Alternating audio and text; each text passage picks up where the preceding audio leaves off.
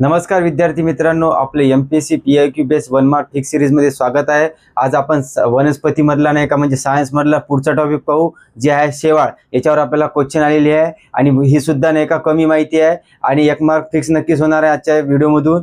तर चला तर आजचा तुमचा वेळ न घेता आपण व्हिडिओ पाहू। तर लक्षात घ्या, शेवाळ जे टॉपिक आहे ज्याला आपण इंग्लिश मध्ये अल्गी असे म्हणतो, याचा जनक जे आहे ते फ्रिटिश आहे। हे SSC ला आलेलं आहे, आपल्याला आलेलं नाही आहे, परंतु लक्षात ठेवा काय फ्रिटिश। आणि भारतात नाही का शेवाळाचा जनक आपण अय्यंगार यांना म्हणतो, हे लक्षात ठेवा। शेवाळाचा अभ्यास ज्या शेवाळाचा अभ्यास ज्या आपण जे करतो, शेवाळाचा अभ्यास ते कशात करतो तर फायकोलॉजी मध्ये करतो, हे लक्षात ठेवा। आणि शेवाळ जे आहे ते दृश्य केंद्रिकी आहे, ज्याला म्हणतो आपण काय माहिती आहे का, युरोकॅटिक इंग्लिश मध्ये। म्हणजे शेवाळ काय दृश्य केंद्रिकी पेशी आहे। आपण आधी केंद्रकीय आणि दृश्य केंद्रिकीतला फरक मागच्या व्हिडिओ मध्ये बघितलेला आहे। त्यानंतर लक्षात घ्या, शेवाळ हे स्वयंपोषी असतात, स्वतःचे अन्न स्वतः तयार करते, कारण की यांच्यामध्ये नाही का हरितद्रव्य असते, क्लोरोफिल असते म्हणून लक्षात घ्या। त्यानंतर लक्षात घ्या, पेशीभित्तिका नाही का शेवाळाची दुहेरी आवरणाने बनली असते। आतील जे आवरण असते ते सेल्युलोजचं बनलेले असते आणि बाहेरील आवरण पेक्टिनचं बनलेले असते। परंतु जर असं विचारलं तुम्हाला शेवाळाची पेशीभित्तिका कशाची बनलेली असते आणि दोन्ही पर्यायचं नसेल तर लक्षात ठेवायचं सेल्युलोज लिहायचं। जर समजा आतील उल्लेख असेल किंवा बाहेरील, तेव्हा तुम्ही ते लिहू शकता, कसा आहे पेक्टिन आहे का सेल्युलोज, लक्षात ठेवा। आणि शेवाळ कोणत्या गटात येते अबीजपत्रीमध्ये तर थॅलोफायटामध्ये येते।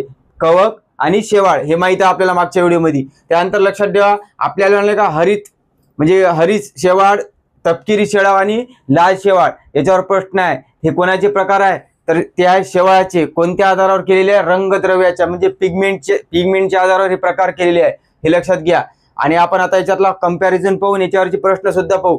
तर लक्षात घ्या, हरित शेवाळ जे असते याला आपण नाही का वनस्पतीचे पूर्वज म्हणतो, लक्षात ठेवजा। असं आलं एखादी सेंटेन्स, वनस्पतीचे पूर्वज कोणत्या शेवाळाला म्हणते तर लक्षात ठेवजा हरित शेवाळाला म्हणते, ज्याला आपण ग्रीन अल्गी असे म्हणतो।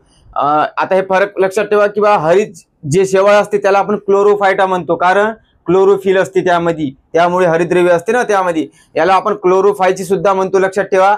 आणि तपकिरी जे शेवाळ असते याला फायकोफायटा म्हणतो किंवा फिओफायसी म्हणतो, हे लक्षात ठेवजा।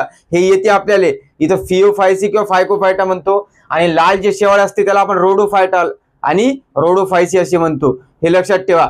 याच्यात र निघते ना, हे र वरून लाल लक्षात ठेवायचं, त्यानंतर तुम्हाला ते सोपं जाते। आणि क्लोरोफिल हिरव्या रंगाचं असते, त्यामुळे क्लोरोफायटा सुद्धा निघून जाते। त्यानंतर याच्यावर चला आपण नाही का आता यामध्ये जे रंगद्रव्य असते पिगमेंट त्यावर आपण पाहू। याच्यावर प्रश्न आहे, लक्षात ठेवजा, हरित शेवाळामध्ये नाही का क्लोरोफिल AB असते, ज्यामुळे याला हिरवा रंग येते। असा प्रश्न विचारू शकते की शेवाळाचा हिरवा रंग कशामुळे येते तर लक्षात ठेवजा AB क्लोरोफिलमुळे येते। तपकिरीमध्ये AC असते क्लोरोफिल, लाल मध्ये क्लोरोफिल असते AD, हे लक्षात ठेवजा। रेड वरून D निघून जाते आणि पहिले B आहे, तपकिरीमध्ये C आहे, हे तुम्हाला लक्षात राहते, हे असंच पाठ करा। त्यानंतर बघा, यामध्ये बीटा कॅरोटीन असते, बीटा कॅरोटीन व्हिटॅमिन्स A जे असते जीवनसत्व A, त्यामध्ये बीटा कॅरोटीन असते, ज्याला आपण सुवर्ण तांदूळ म्हणतो, हे लक्षात ठेवजा। याच्यावर प्रश्न आलेला आहे, मग जीवनसत्व याच्यात घेऊ आपण। झॅन्थोफिल सुद्धा असते यामध्ये, त्यानंतर हे लक्षात ठेवा फ्लुकोझॅन्थिन कायच्यात असते तर तपकिरी शेवाळामध्ये असते, याच्यावर सुद्धा प्रश्न आहे। आणि याला तपकिरी रंग म्हणजे ज्याला आपण ब्राऊन रंग म्हणतो ना, या फ्लुकोझॅन्थिन मुळेच येते, लक्षात ठेवजा।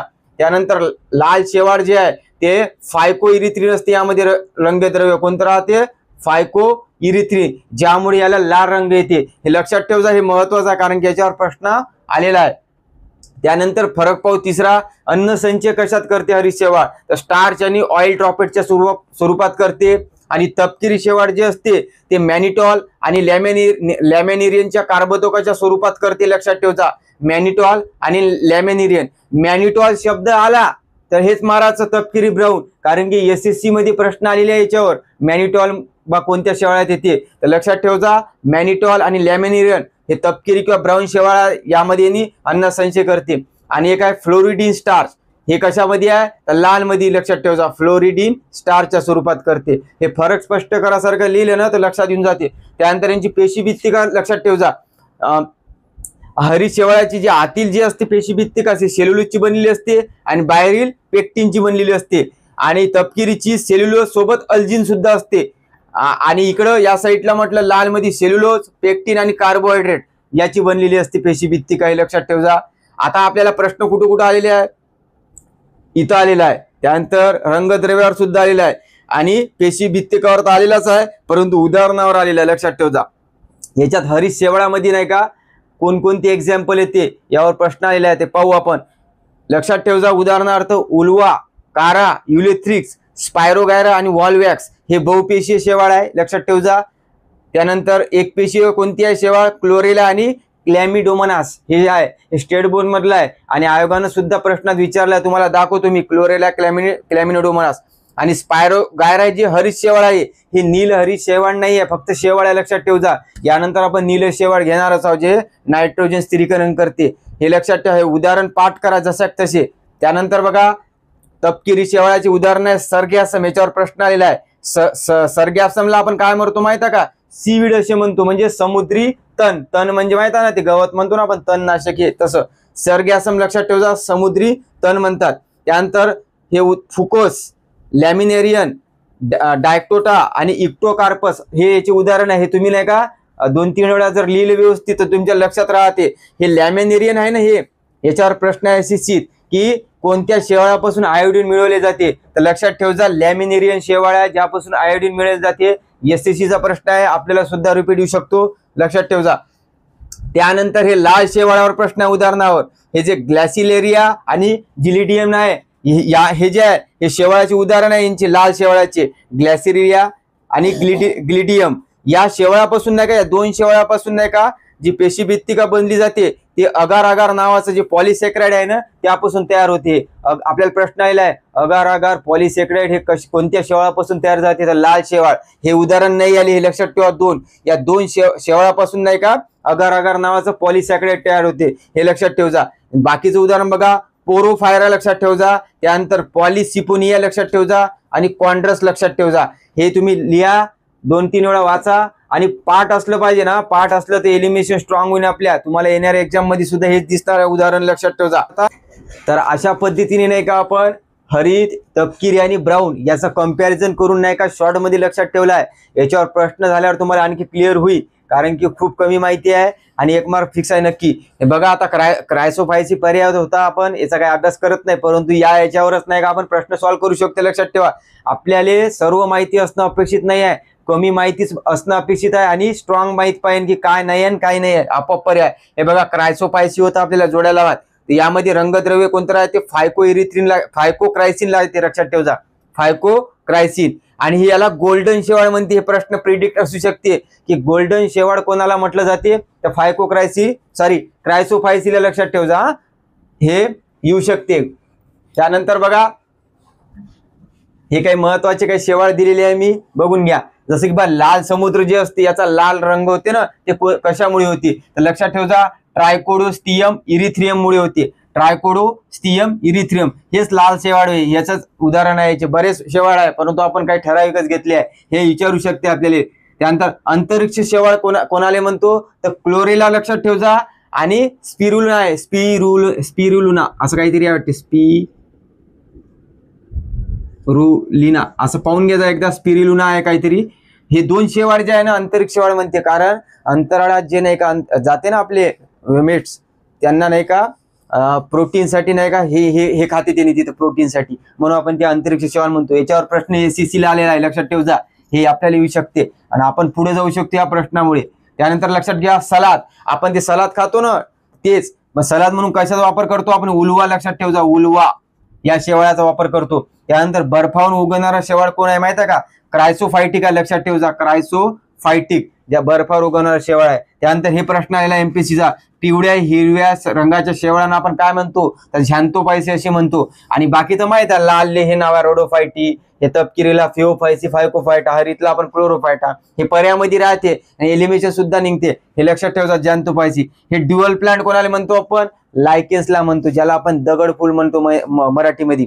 लायकेन्सचा अर्थ पाहू आपण, लायकेन्स सांगतो. आणि हे जे लायकेन्स कशासाठी उपयोगी आहे माहिती आहे का, जे प्रदूषण वाढते ना पर्यावरणाचं, हे जर एखाद्या ठिकाणी उगवले नाही किंवा हे मरण पावले तर समजायचं तिथं प्रदूषण जास्त आहे, म्हणून आपण याला काय म्हणतो माहिती आहे का, प्रदूषकाचे निर्देशक, इंडिकेटर ऑफ पॉप्युलेशन असं म्हणतो याला, हे लक्षात ठेवा. याच्यावर प्रश्न आपल्याला पर्यावरणाचा दृष्टिकोन सुद्धा येते विज्ञान. ड्युअल प्लांट म्हणायचं कारण काय माहिती आहे का, यामध्ये 2 गोष्टी असतात, एक शेवाळ आणि कवक. शेवाळ काय करते माहिती आहे का, प्रकाश संश्लेषण करून अन्न तयार करते. परंतु जे कवक जे असते ना, कवकात हरितद्रव्य नसते, शेवाळमध्ये असते, कारण की शेवाळमध्ये क्लोरोफिल असते, लक्षात ठेवा. आणि कवक काय करते, आर्द्रता व खनिजाचे शोषण करते आणि ते याला मिळून देते शेवाळ, आणि शेवाळ काय करते, प्रकाश संश्लेषण करून नाही का अन्न तयार करते. म्हणून याला आपण काय म्हणतो, ड्युअल प्लांट म्हणतो, लक्षात ठेवा. आणि हे प्रश्न बरेच आलेले आहे. आणि ड्युअल प्लांट म्हणजे कवक आणि शेवाळ कोणत्या गटात येते, तर थॅलोफायटा गटात येते, लक्षात ठेवा. कारण की शेवाळ कायचा आहे, थॅलोफाइट आहे, अबीजपत्री, लक्षात माहित आहे ना, मागच्या व्हिडिओमध्ये सांगितलं आपण. याच्यावर प्रश्न आहे. आता आपण याच्यावरचे प्रश्न पाहू, नक्कीच तुमचा नाही का डाऊट क्लिअर होऊन यावरचा. तर पहिला प्रश्न बघा तुमच्या स्क्रीनवर आहे.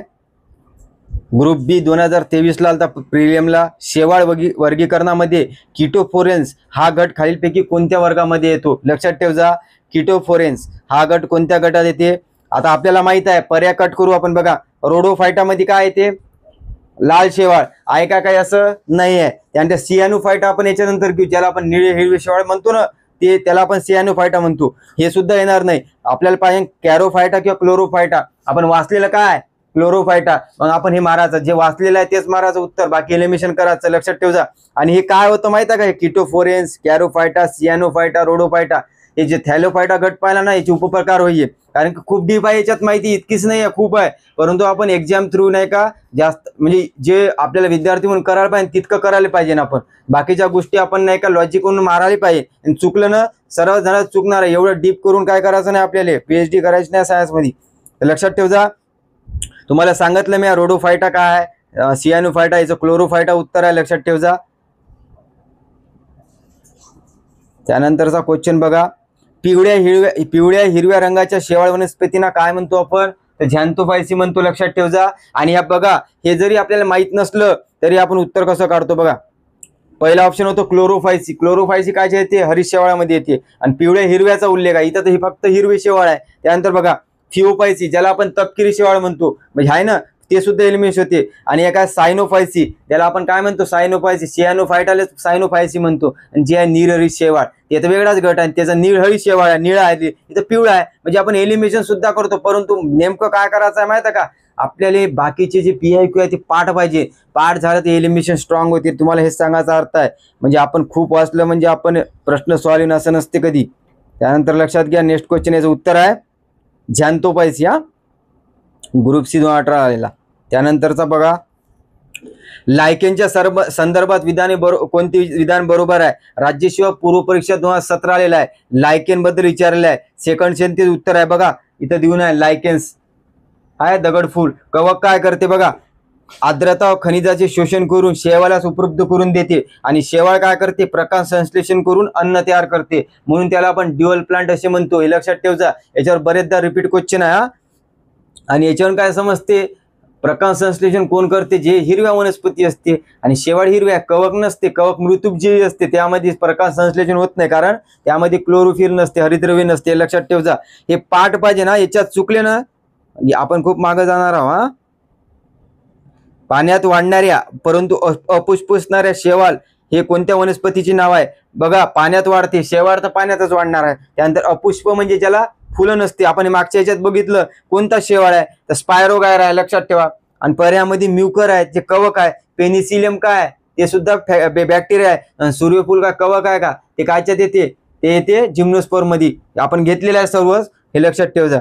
त्यानंतरचा क्वेश्चन बघा. खालीलपैकी कोणते शेवाळ अगार नावाच्या पदार्थाची व्यावसायिक उत्पादनाकरिता वापरतात. अगार शब्द आला, अगार कुठे येते, लाल शेवाळात, लक्षात ठेवा.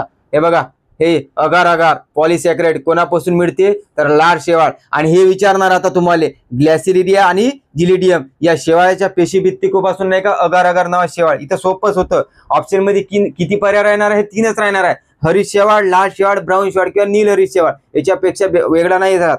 त्यामुळे आणि वरीलपैकी तर कोणतं नाही, उत्तर कधीच मारायचं नाही सहज, नाही काही माहित राहिल्यावर, नाही तर माणसानं वरीलपैकी नाही, सोप्या याच्यात असते ते उत्तर कधी कधी. त्यानंतर लक्षात घ्या, खालीलपैकी कोणता ग्रुप ड्युअल प्लांट म्हणून ओळखला जातो. ड्युअल प्लांट आताच बघितलं, कोणाला म्हणतो आपण, लायकेन्सला, कारण यामध्ये कवक आणि शेवाळाचा समावेश येते. आणि कुठे येते ड्युअल प्लांट, लक्षात ठेवा, थॅलोफायटा गटात. नेक्स्ट क्वेश्चन असू शकते. आणि ऑप्शन मध्ये काय, शेवाळ, कवक, लायकेन्स, अँजिओस्पर्म, जिम्नोस्पर्म हेच राहते नावं. म्हणजे हे जर कन्फ्युजन नसले तुम्ही तर उत्तर काढता. मग आपल्याला वनस्पती टॉपिक असा इझी करावा लागते. आपण नुसतं वाचल्यानं काहीच होत नाही. त्यानंतर बघा, शेवाळ आणि बुरशीचा समावेश खालीलपैकी कोणत्या गटात होते? हे काय, शेवाळ बुरशी म्हणजे बॅक्टेरिया, याला ड्युअल प्लांट म्हणतो. कोणत्या गटात होते तर लक्षात घ्या, थॅलोफायटा. कितीदा प्रश्न रिपीट आहे, शेवाळ बुरशी सुटतच नाही आयोगाचं.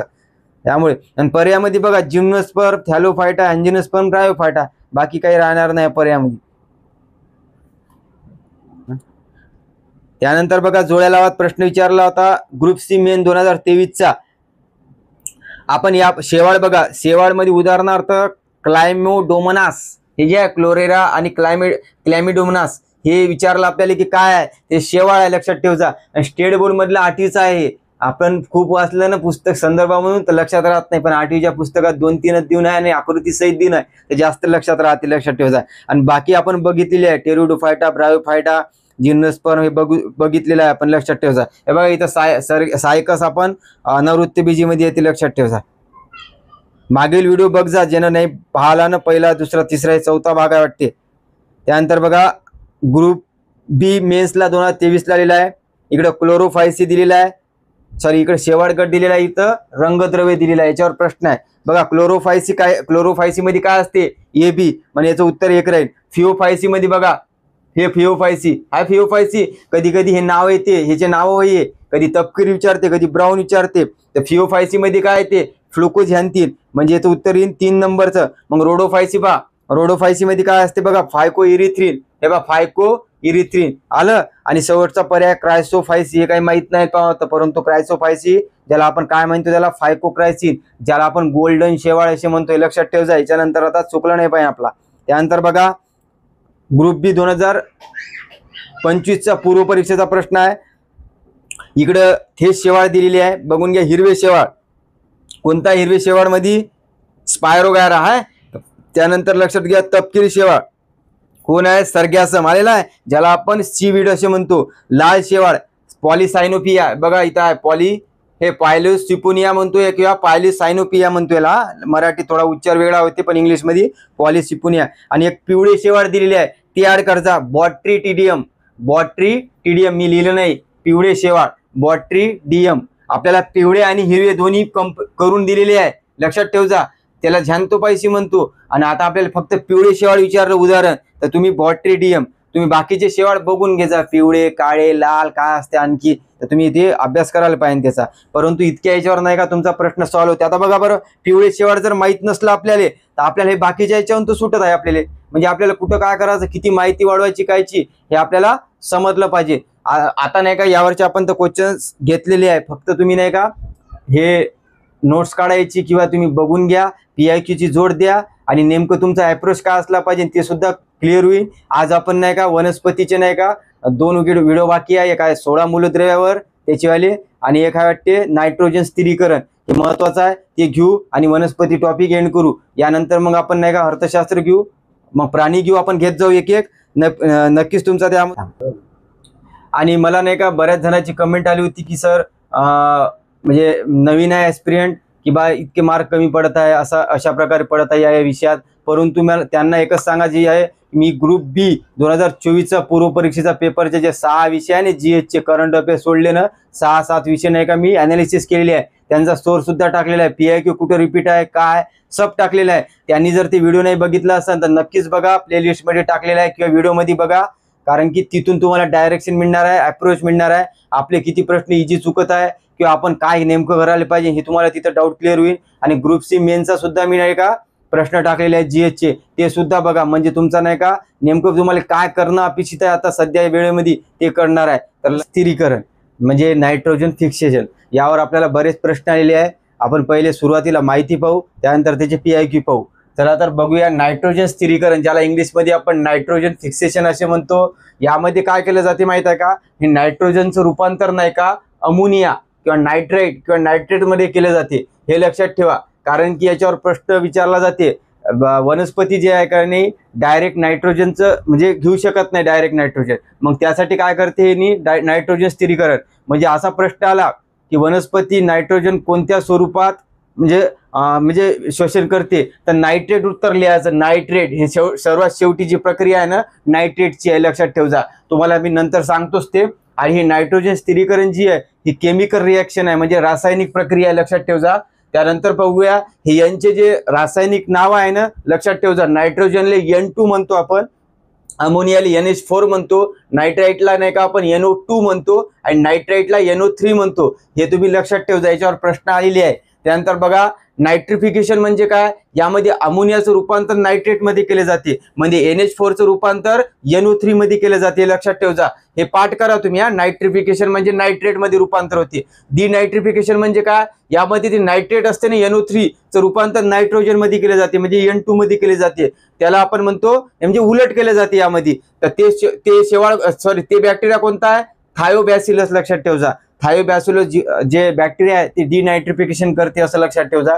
त्यानंतर तिसरी कन्सेप्ट लक्षात घ्या, अमोनिफिकेशन आहे आपल्याला. अमोनिफिकेशन म्हणजे काय, नायट्रोजनचे रूपांतर म्हणजे N2 चं रूपांतर NH4 मध्ये केलं जाते, त्याला म्हणतो म्हणजे अमोनियामध्ये केलं जाते, त्याला म्हणतो आपण अमोनिफिकेशन. आणि नायट्रिफिकेशनच्या शेवटी काय, नायट्रेट म्हणजे नायट्रेट, अमोनियाचा असेल तर शेवटी अमोनिया येईल, असं लक्षात ठेवजा.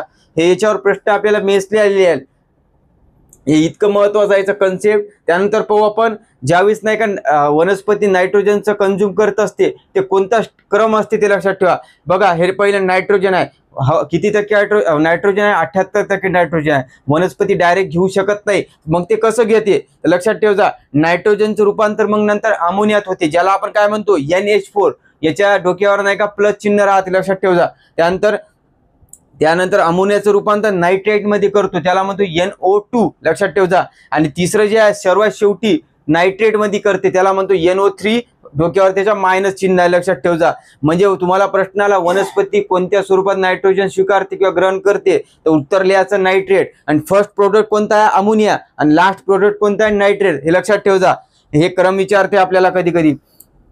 इथे लिहून आहे वनस्पती नायट्रेटच्या स्वरूपात वापर करते. त्यानंतर बघा नायट्रोजन स्थिरीकरणास नाही का करण्यासाठी कोणती मूलभूत एलिमेंट महत्वाचे आहे ते लक्षात ठेवजा, याच्यावर प्रश्न आहे, हे लक्षात ठेवजा. नायट्रोजन, ATP, ॲडेनिन ट्रायफॉस्फेट म्हणते, याचा लॉंग फॉर्म आहे. त्यानंतर फेरडॉक्झिन, लक्षात ठेवजा. फेरडॉक्झिन, हे फेरडॉक्झिन काय, प्रोटीन आहे, लक्षात ठेवजा. याच्यावर प्रश्न विचारू शकते, नायट्रोजन स्थिरीकरणामध्ये कोणतं प्रोटीन वापरले जाते, ते फेरडॉक्झिन.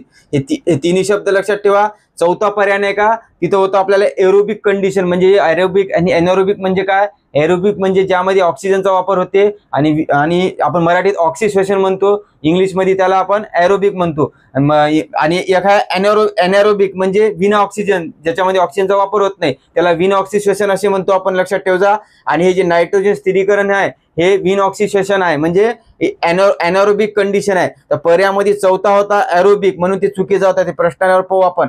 त्यानंतर बघा नायट्रोजन स्थिरीकरणासाठी नाही का आवश्यक असलेले जे जनुक आहे ते लक्षात ठेवजा. नीफ आहे, नीफ, लक्षात ठेवजा. कोणता आहे, जनुक, नीफ. हे प्रविष्ट करण्यासाठी कोणत्या सजीवांची क्लोनिंग वापरतात, लक्षात ठेवजा. रायझोबियम मेलिलुटी, लक्षात ठेवजा. रायझोबियम मेलिलुटी. जनुक कोणता आहे याच्यात नायट्रोजन मध्ये, नीफ नावाचा आहे. याच्यावर प्रश्न आलेला आहे, परंतु घेतला नाही मी, बघतो ते मी तुम्हाला टेलिग्रामवर टाकीन. आता सध्या सर्च केला दिसला नाही मला.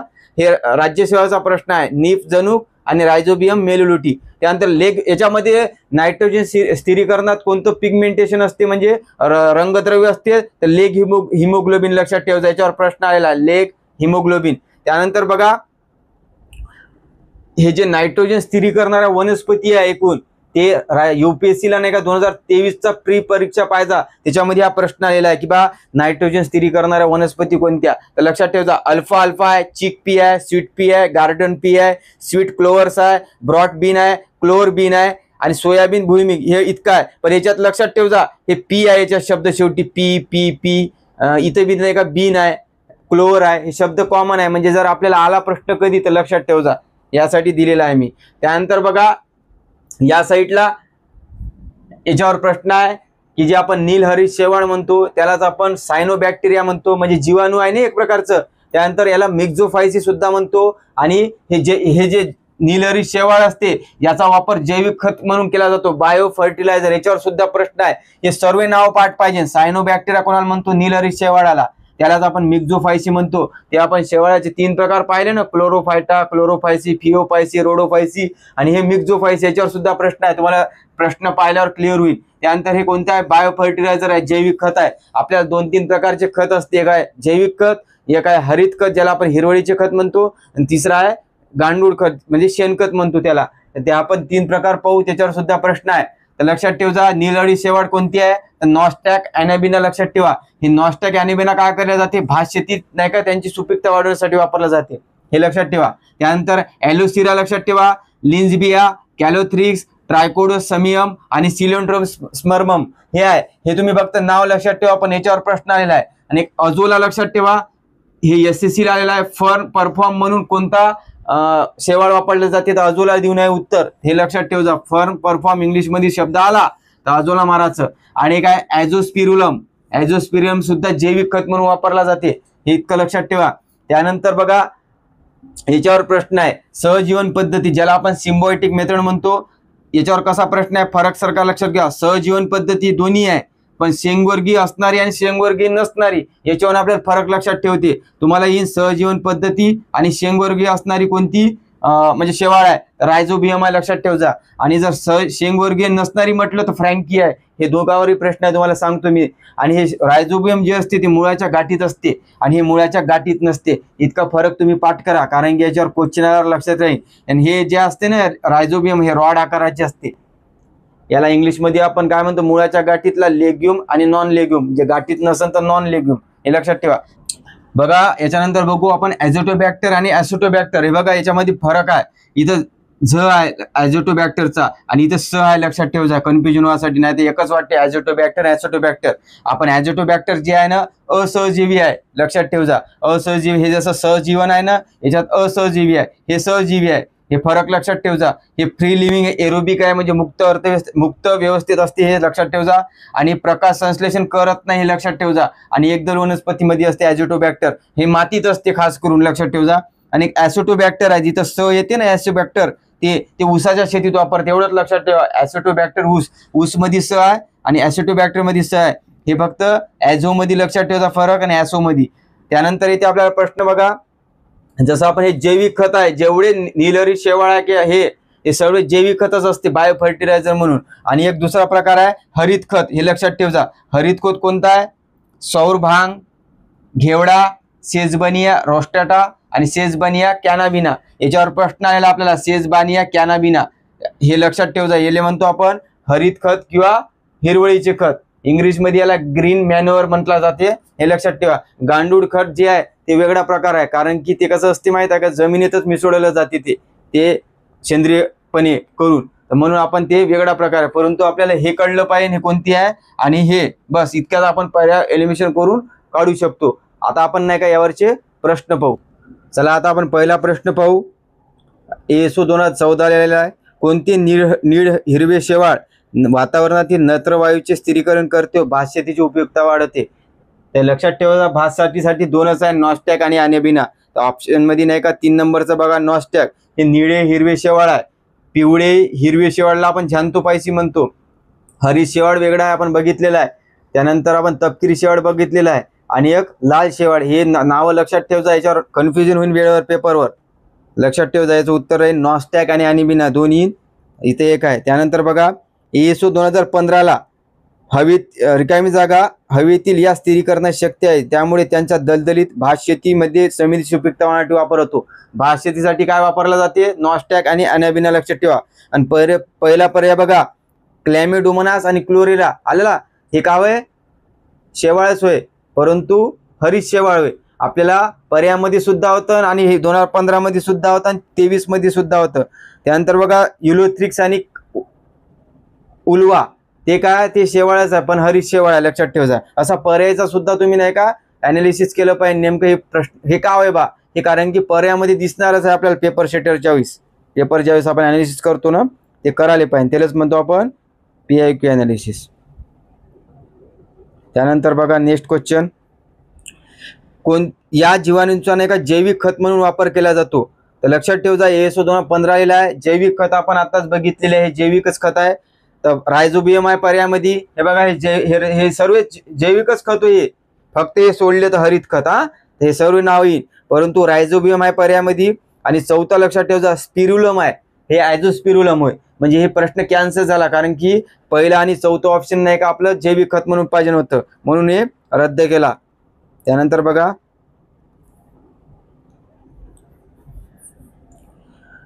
रिकामी जागा ही वनस्पती बहुतांशी हिरवळीचे खत म्हणून वापरली जाते. तिची तृणधान्याच्या पिकाबरोबर फेरपालट करून लागवड केली जाते. तर लक्षात ठेवायचं हिरवळीचे खत, ज्याला इंग्लिशमध्ये काय म्हणतो आपण ग्रीन मॅन्युअर. तर लक्षात ठेवायचा हिरवळीचे खत इथं देऊन आहे बघा. तर सेजबानिया कॅनाबिना आहे का इथं.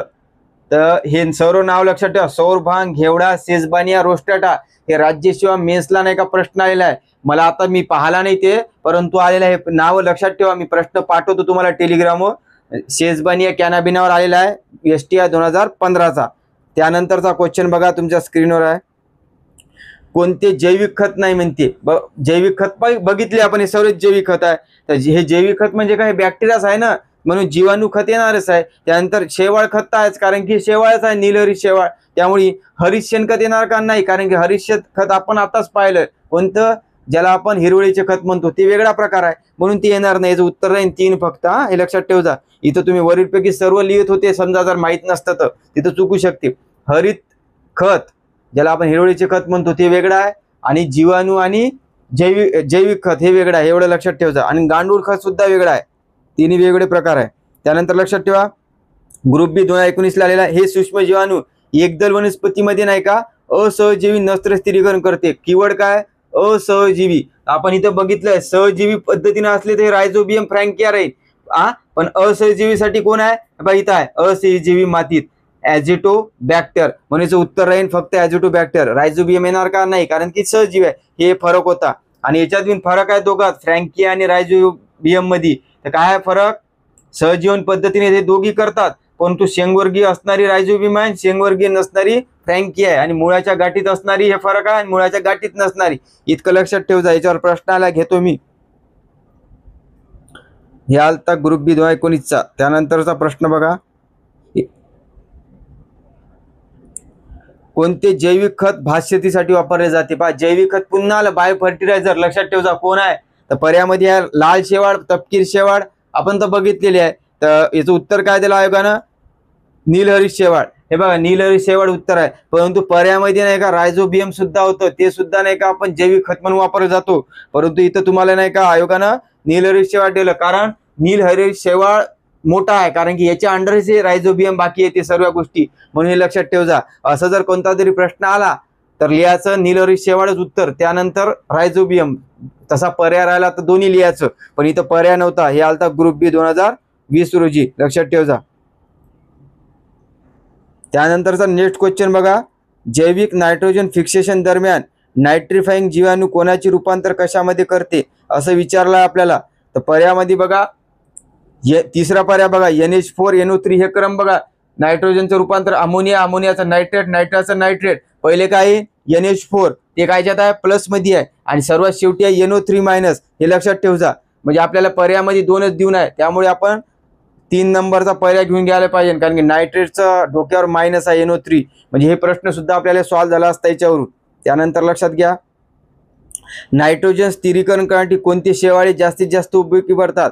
पर्यामध्ये क्लोरोफायसी, त्याला काय म्हणतो आपण हरित शेवाळ, रोडोपायसी लाल शेवाळ, फिओपायसी तपकिरी किंवा ब्राऊन शेवाळ, मिक्झोफायसी, कारण की यालाच काय म्हणतो आपण मिक्झोफायसी, यालाच आपण सायनोबॅक्टेरिया म्हणतो किंवा नीलहरित शेवाळ म्हणतो. हे लक्षात ठेवा, कारण आपल्याला जर पर्यायाचा अभ्यास राहिला आपल्याला काय मारायचं काही नाही तर लक्षात येते. जर तुम्हाला हे तिन्ही शेवाळाचे प्रकार माहित होते पण नवीन मिक्झोफायसी होतं तर आपण मिक्झोफायसीच मारायला पाहिजे, नाही तर आपण नाही का जे वाचलेले आहे तेच मारणार आहे. परंतु आपल्याला ते 3 माहीत आहे कोणती आहेत, त्यामुळे त्यानुसार आपण करू शकतो.